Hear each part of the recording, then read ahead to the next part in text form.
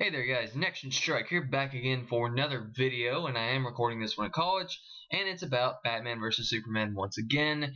Reason why, well, I was briefly thinking about this today, my roommate's out, and I decided, hey, why not make another new video that I haven't already pre-recorded, so yeah.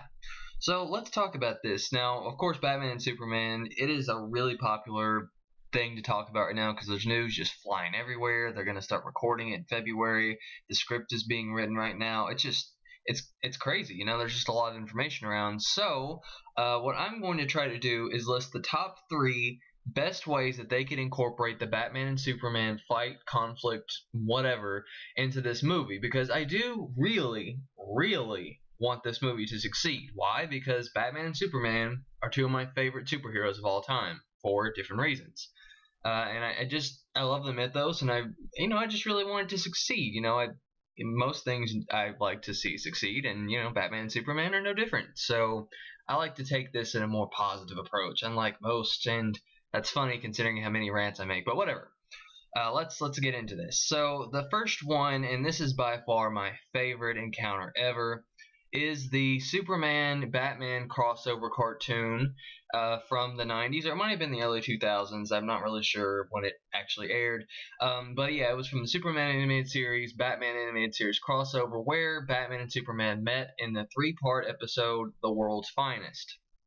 Now, the reason I love this so much is because it's equally balanced Batman and Superman. It's not just like, oh, 99% Batman and Superman's in the corner crying or something. No, it really is a Superman sort of episode, because it is his series that this takes place in, but it does have a lot of Batman in it as well, but it's not so much that you're like, hey, am I watching Batman the animated series now? What's going on? So I think that really they do need to take notes on this approach for the movie, because we don't want Batman overshadowing Superman in his own movie. That would be bad. But we also don't want him to be in there so briefly that you're just like, huh, I thought this was supposed to be about Batman and Superman. Where is he? So yeah, we want there to be a good balance, and that's for sure. And this 3-part episode, if you've not seen it, please go see it. And if you've seen it, rewatch it, because it's freaking awesome. I mean, yeah, it's just the perfect balance of them getting to know each other, and of course Batman not trusting him, and Superman being the Boy Scout and saying, hey, you can't beat up thugs, what's wrong with you? And it's great. And there's not a lot of fighting, actually. I mean, they have their disagreements, but they're nothing really too extreme, and it's just a very brief encounter. And yeah, it doesn't really come out and say, hey, Batman's stronger than Superman, or Superman's stronger than Batman. It just it just has the episode, and it just flows so perfectly. And I just think the way that it was handled was great, with the Batman-Lois Lane romance really getting on Clark's nerves, and that was great. I don't think that that's going to really be an issue in this movie, because they just recently announced that Batman's going to have a girlfriend, but then again, Batman does run through a lot of girls, so I don't know. We'll have to see. It could be that same sort of conflict where she likes Superman, but she likes Bruce Wayne. She doesn't like the alternates. So that would be interesting if they did that. I don't know if they will. But anyway, going off of that one, my second one will be Batman Hush. And this is by far one of my favorite Batman stories of all time. It's so well written, and Jim Lee drew it, so I mean, it's just close to perfection. I mean, it really is. It is perfection to me as a comic book story. But going off of that, Batman and Superman did have a very brief encounter in this book. And yeah, if you haven't read it, do read it. I'm not really going to spoil anything, but basically what happens is when they do get in this fight, it's not one-sided. We know that Superman could easily crush Batman, but Batman is so smart that he's thought all of this out, and he knows exactly what he needs to do in order to stop Superman long enough for him to snap out of it.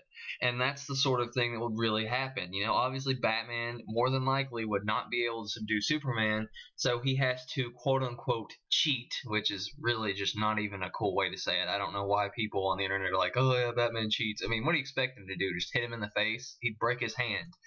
He has to use his ingenuity, he has to use his gadgets, he has to use his mind. That's his greatest strength. If he didn't have that, Batman would just be some crazy guy in a costume, and he would die by the Joker or something. You don't want that. So yeah, it really does show Batman's intelligence, but it also shows that Superman is really strong, and that he would more than likely beat Batman. And Batman, it even says in the monologue, hey, if Superman weren't holding back, I'd probably be dead. And I just really like that. It's a good balance, and it shows that both characters are being very well respected in their universes. So that would also be another really great source to look off of. And again, this is why we have history people. It is to learn from our mistakes. And some people say, why is history important to learn about? This is why. It's not just, school history or, like American history or Chinese history, whatever. It even applies to animation and mythical characters that we've come to love over the years. You have to learn from the past and see how it works, and then work into your own way. So yeah, learn from other people. That's just the way of the world. But yeah, going off of that, my other one will be, and this one's gonna shock you a little bit, The Dark Knight Returns. Now, to clarify this, I don't want them to draw direct inspiration off of the movie slash book, but the fight itself. Most of the fight. And the reason is because it shows that, again, Batman has to have a ton of preparation in order to fight Superman, and Superman could still beat him with no preparation whatsoever. And, they never give Superman enough prep time, really, for these fights. Obviously, why? Because Superman, unlike, most people don't know this, but Superman's a freaking genius. He really is. I mean, he can think probably about as fast as the Flash, and the Flash can think extremely fast. Everything is in slow motion to him. So think about that. He has like a genius level intelligence. I don't know if he's as smart as Batman or Lex Luthor, but he's pretty intelligent.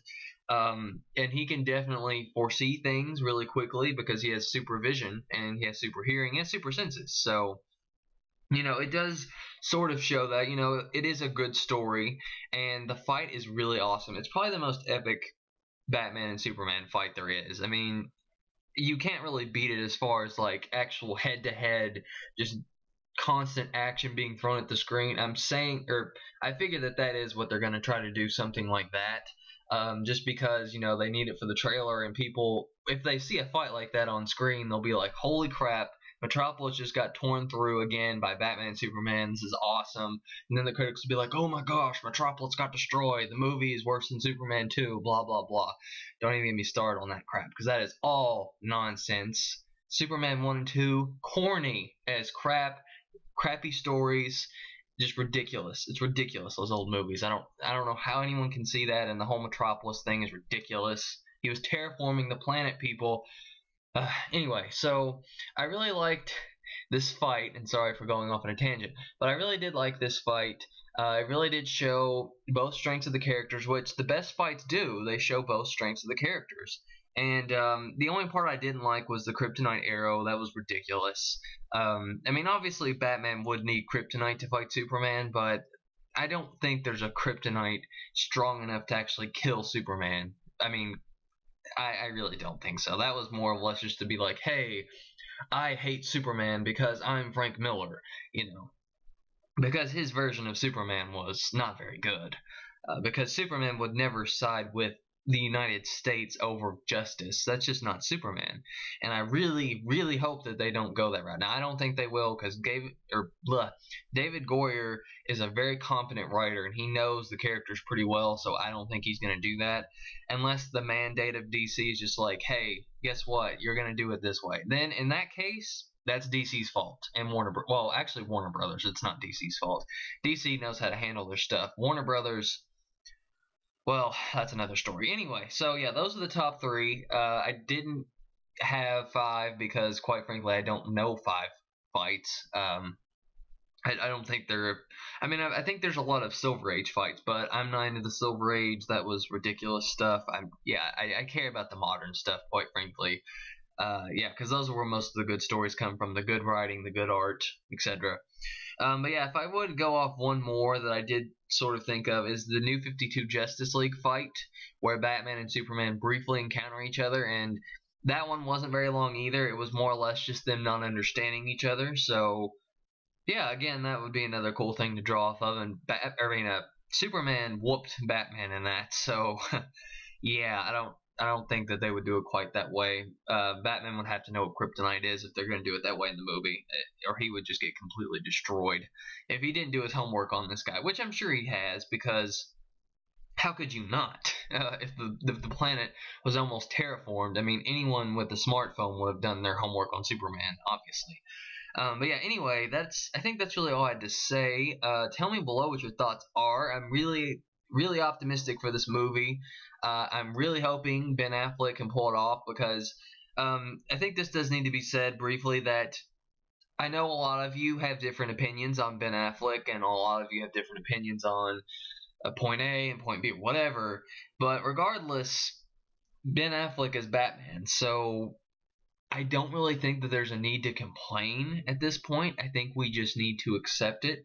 Now, once the movie comes out and you don't like the movie, then feel free to complain all you want. But until then, it is what it is. It's circumstance. So you just got to take it for what it is.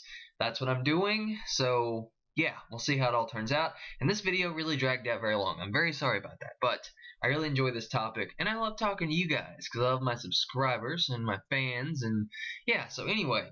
If you like this video, please like and share because, hey, we want to spread the Superman Batman love, and I don't know, I think these are some pretty good things to draw off of. So, yeah, just tell me your thoughts below and subscribe if you liked and want to see more of these sort of things because I will do more, I'm sure. And, yeah, that's all I have for now. Catch you guys later.